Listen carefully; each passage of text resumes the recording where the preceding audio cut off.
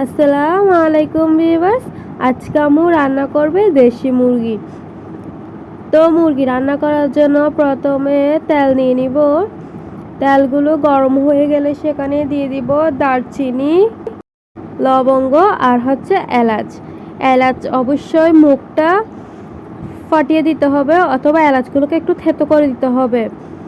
গোটা এলাচ যদি তেলের মধ্যে দেওয়া হয় তাহলে কিন্তু তেল ছিটকে গায়ে পড়তে পারে। তাই অবশ্যই এলাচ দেওয়ার সময় সামান্য পরিমাণ মুখটা খুলে দিবেন অথবা অল্প করে থেতো করে দিবেন।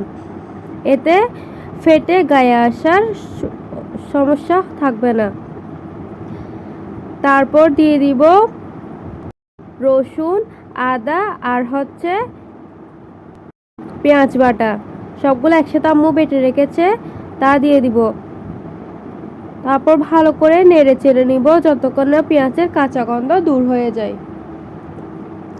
পেঁয়াজের কাঁচা গন্ধ দূর হয়ে গেলে সেখানে দিয়ে দিব আরও কিছু পরিমাণ রসুন বাটা। রসুন বাটা প্রথমে কম দেওয়া হয়েছে, তাই আরেকটু দিয়ে দেওয়া হলো। সরি, ওইটা আদা বাটা ছিল। তারপর দিয়ে দিব রসুন বাটা। এরকম করে একে একে সব মশলা দিয়ে দিব। সর্ষে বাটা একটু বেশি করে দেওয়া হয়েছে।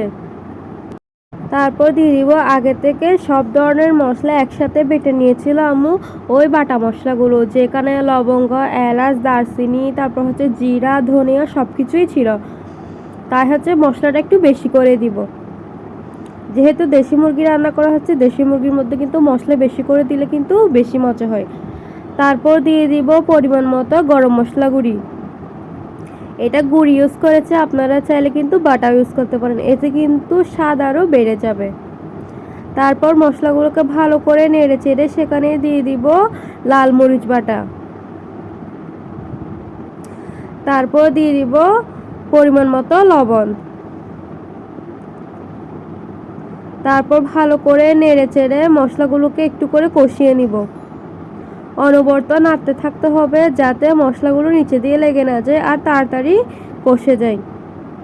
তারপর দিয়ে দিব পানি, মশলাগুলো ভালো করে কষে যাওয়ার জন্য। ঢাকনা দিয়ে দিব যাতে মশলাগুলো খুব তাড়াতাড়ি কষে যায়। কিছুক্ষণ পর মশলাগুলো কষে গেছে। মশলাগুলো কষে গেলে সেখানে দিয়ে দিব পরিমাণ মতো তরল দুধ। আমাদের দুধগুলো ফ্রিজে ছিল, তাই বরফ হয়ে গেছে, তাই বরফ টুকরা সামান্য করে ভেঙে দিয়ে দিছি। তারপর দিয়ে দিব কাঁচামরিচ। কাঁচামরিচগুলোকে গোটা রেখেছে, আপনারা চাইলে ফালি করে দিতে পারেন। গোটা কাঁচামরিচ দেওয়া হয়েছে কারণ যাতে তরকারি বেশি ঝাল না হয়। আপনারা চাইলে মরিচগুলো কিন্তু কুচি করে বা ফালি করেও দিতে পারেন, এতে কিন্তু তরকারি প্রচুর ঝাল হবে। তারপর দিয়ে দিল দেশি মুরগি। মুরগিগুলোকে আগে থেকে ম্যারিনেট করা হয়নি, আপনারা চাইলে নুন হলুদ দিয়ে ম্যারিনেট করে রাখতে পারেন। তারপর সামান্য পরিমাণ নেড়ে চেড়ে ঢাকনা দিয়ে দিব যাতে মাংসগুলো ভালো করে কষে যায়। কিছুক্ষণ পর চেক করে নিব মাংসগুলো কষে গেছে কিনা।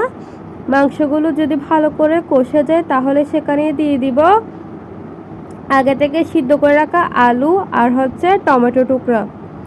আপনারা চাইলে আলু কাঁচা ইউজ করতে পারেন, তবে আম্মু আগে থেকে আলু সিদ্ধ করে নিয়েছে যাতে রান্নাগুলো তাড়াতাড়ি হয়ে যায়।